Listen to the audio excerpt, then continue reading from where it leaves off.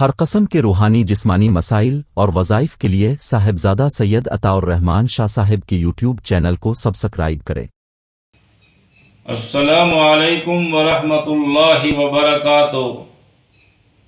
بعض اوقات سفر کے دوران خطرات کا سامنا کرنا پڑتا ہے، مثلاً کوئی راستے میں ڈاکو مل گئے جس سے ڈکیتی کا اور اپنی جان و مال کا نقصان کا خطرہ لاحق ہو جاتا ہے، یا بعض لوگوں کی دشمنیاں زیادہ ہوتی ہیں، ان کو گھر سے نکلتے وقت خوف مسلط ہو جاتا ہے، دشمن کا خوف طاری رہتا ہے۔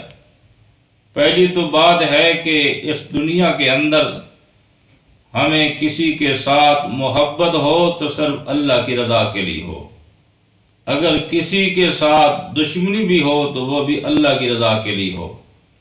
اس فانی دنیا میں اب اور ذاتیات کی حرص و ہوس اور لالچ اور طمع کی نہ کسی کے ساتھ محبت ہونی چاہیے اور نہ ہی کسی کے ساتھ دنیا کی وجہ سے دشمنی ہونی چاہیے، کیونکہ یہ فانی جہان ہے، ہم سب نے اس جہان کو چھوڑ کے چلے جانا ہے اور باقی رہنے والی ذات صرف اللہ تعالیٰ کی ہے۔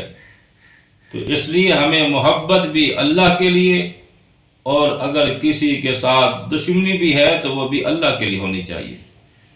تو حفاظت کے لیے عمل یہ ہے کہ جب بھی آپ اپنے گھر سے نکلیں اور سفر پہ روانہ ہوں، سب سے پہلے یہ عمل کر لیں۔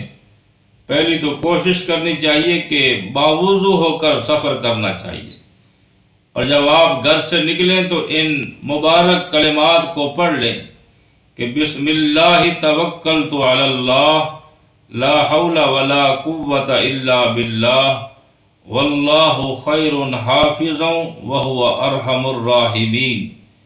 بسم اللہ توکلت علی اللہ لا حول ولا قوت الا باللہ واللہ خیر حافظا وہو ارحم الراحمین۔